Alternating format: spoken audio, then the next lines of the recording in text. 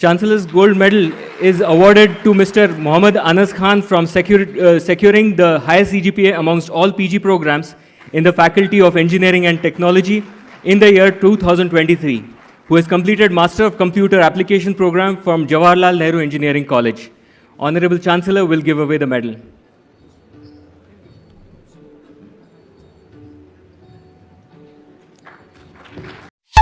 Preview. आप सभी का स्वागत है महाराष्ट्र न्यूज टुडे। जैसा आप जानते हैं कि हम हर कुछ वक्त में आपके सामने कुछ ऐसी शख्सियतों को लाने की कोशिश करते हैं जिन्होंने अपनी जिंदगी में या अपने फील्ड में एक मुकाम हासिल किया। आज के जो हमारे मेहमान हैं उनका नाम है हाफिज मोहम्मद अनस खान। इन्होंने जेनेसी कॉलेज में गोल्ड मेडल हासिल किया है। जैसा आपको याद होगा, पिछले दिनों में हमारे पास हमारे शहर में आए थे नितिन गडकरी जी, उनके हाथों से उन्हें ये खिताब मिला है। तो ये गोल्ड मेडल इन्होंने किस तरह हासिल किया, इसमें इन्हें कितनी मेहनत लगी और किस फील्ड में इन्होंने गोल्ड मेडल हासिल किया, इसी सब मुद्दों पर हम इनसे बात करते हैं। और दूसरा, इस इंटरव्यू लेने का मकसद ये है कि हमारा यूथ जो आज सही ट्रैक छोड़कर कहीं और जा रहा है, उन्हें कुछ मोटिवेशन मिले और इस चीज अनस खान के जो गोल्ड मेडल है इनके एक्सपीरियंस को समझकर अपनी जिंदगी में भी कुछ हासिल करें। सर, आपका स्वागत है महाराष्ट्र न्यूज टुडे में।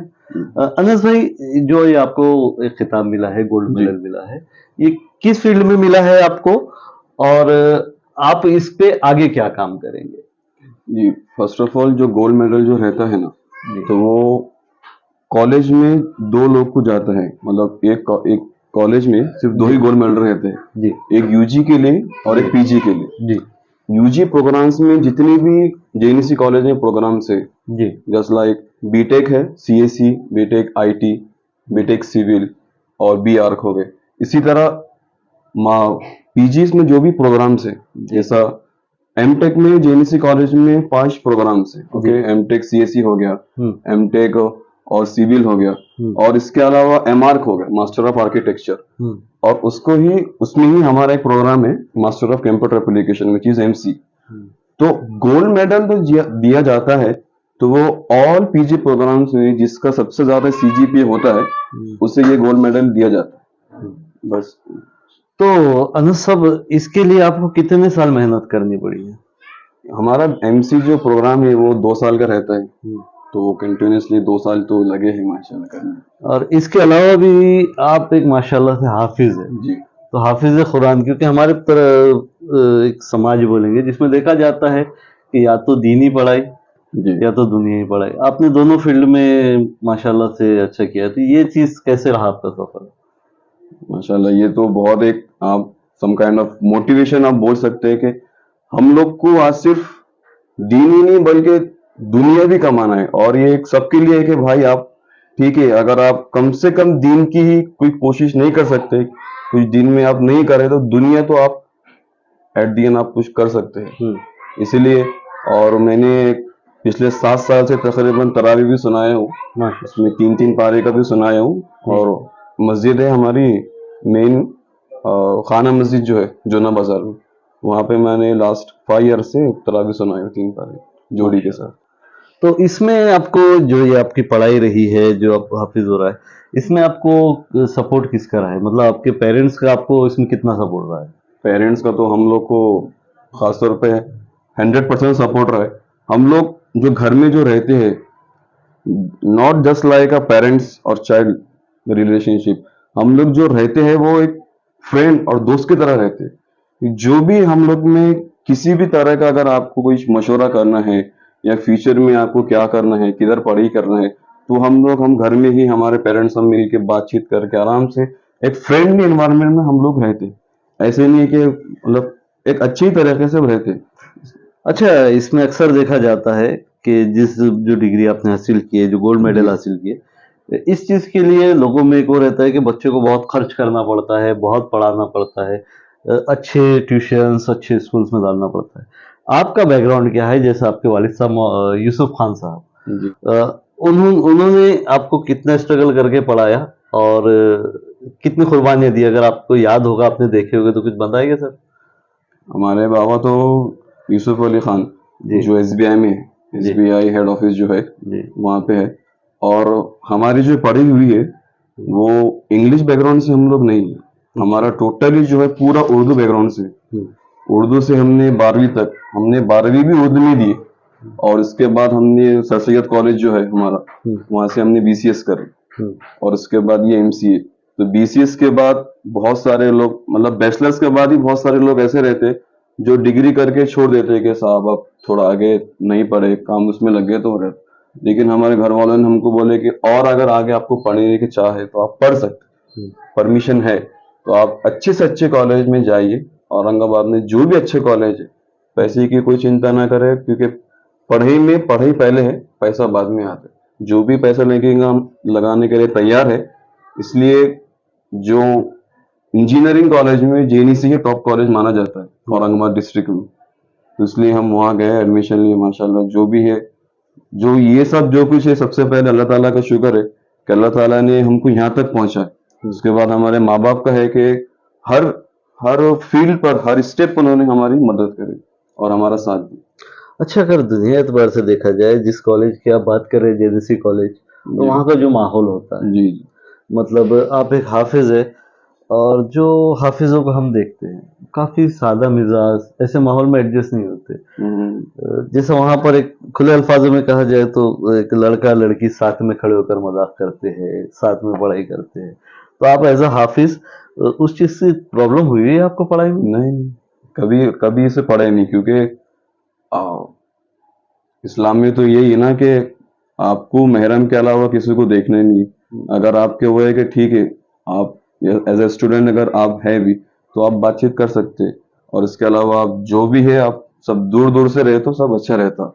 नहीं, बहुत सारे लोग बोलते हैं कि वहां पे ऐसा माहौल है, हम पढ़ नहीं सकते, वहां पे हमारा माहौल वो जहन ऐसी जगहों पे जाता है, पढ़ाई में ध्यान नहीं रखता है, ऐसी चीज होती है? नहीं, पढ़ाई में जब आप कॉलेज में एंटर होके तो 10 से 5 आपका ये रहना चाहिए कि मैं यहाँ कॉलेज में इसीलिए आया हूँ, पढ़ने के लिए आया हूँ। जो भी ये हर 45 मिनट्स 40 मिनट्स का लेक्चर होता है, आप लेक्चर करिए। जो भी दोस्त फ्रेंड है वो तो आप बस फ्रेंडली जस्ट टॉक हो गया, उसके अलावा बाकी तो दूसरा कुछ नहीं। पढ़ाई में आप ऐसे नहीं है कि इन्वायरमेंट क्या है, आप पढ़ने के लिए जा रहे हैं, ठीक है, आपको किसी से मदद लेना है तो आप वक्ती तौर पे बातचीत कर लिए तो वो हो जाता। बाकी ऐसा कुछ भी नहीं। अगर आप ऐसा रखेंगे, क्योंकि अगर आप ऐसे ही चले तो आईटी फील्ड में तो आपको यही करना पड़ता है। हमारा ये जो भी है बीसीएस है, bachelor of computer science, MCA, इसके बाद तो हम लोग को आईटी में जाना पड़ता है। तो वही माहौल में वहां पे तो सब रहते हैं, तो माहौल का असर आप ना ले तो वही वो है, आप अपना जाए, अपना अपना काम करे तो बेहतर है सब कुछ। अच्छा, इस पे से आप यूथ है माशाल्लाह, आजकल हमारे माशरे में देखा जा रहा है कि बहुत ज्यादा नशा आम हो गया है। जी। यूथ एक डिप्रेशन में है कि लाइफ में स्ट्रगल ही चल रहा है, सक्सेस नहीं मिल रही है, तो उसको छोड़कर एक नशे की तरफ जा रहे हैं। उन लोगों को आप एक क्या मैसेज देंगे कि नशा करना से सुकून मिलेगा, या फिर क्या होगा? एज अ हाफिज या एज अ गोल्ड मेडलिस्ट, आप दोनों तरीके से क्या मैसेज देंगे? नशा तो सबसे बुरी चीज आज के एतबार से। जी। नशे में इंसान कब जाता है और डिप्रेशन में कब जाता है, जब उसे ये यकीन होता है कि मैं अब कुछ नहीं कर सकता, अब मैं क्या करूं।